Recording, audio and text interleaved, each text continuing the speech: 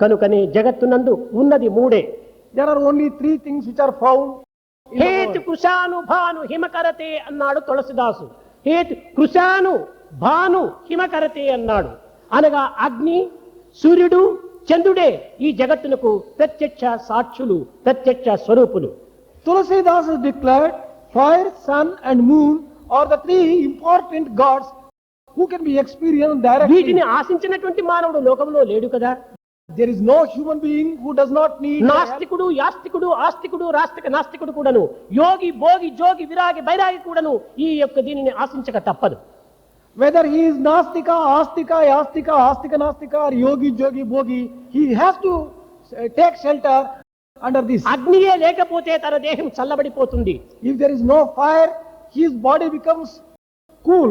కనుక ఈ దేహమునందు వేడి ఎక్కించుకునే నిమిత్తమై ప్రతి మానవుడు కూడాను ప్రయత్నిస్తుంటాడు. In order to maintain the temperature of the body, there is need for fire.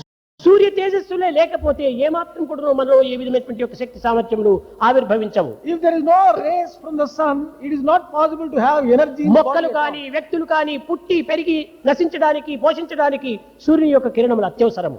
Whether it is a plant or a man, for their growth, for their birth, for everything, it is the power. కృషాను Bhanu హిమకరతే అన్నాడు. అనగా చంద్రుడు కూడాను అత్యవసరము. Moon also is important. That's what he says. మానవ జన్మము ఏ విధంగా మనకు ఆవిర్భవించింది?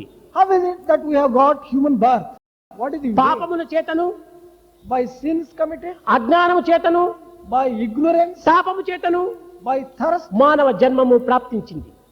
human birth is obtained. పాపమును నిర్మూలము గావించుకోవటం, To kill the, అజ్ఞానము దూరము గావించుకోవటం, to remove the sins and ignorance, శాపము నుండి మనము చల్లార్పు అనగా జీవితమును శాంతిపరచుకోవటం ప్రతి మానవునికి కూడాను అత్యవసరము. to quench the thirst in man, every man needs all these three.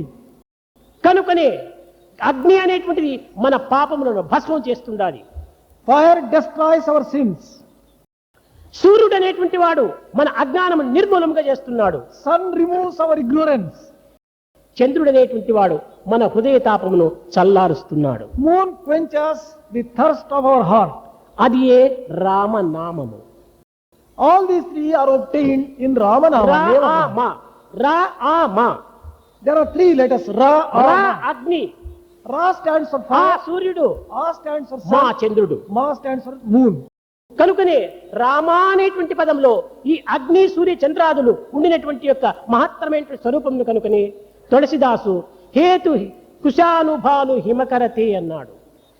As this name of Rama has fire, sun and moon, Tulsidas has declared, O Rama, in whom you find కనుకనే all the three. సకల శాస్త్రముల యొక్క సారము ఈ యొక్క భగవత్ నామములోనే ఇమిడి ఉంటున్నది. That is why it is said that the essence of all the scriptures is found in this name of అంతేకాదు God.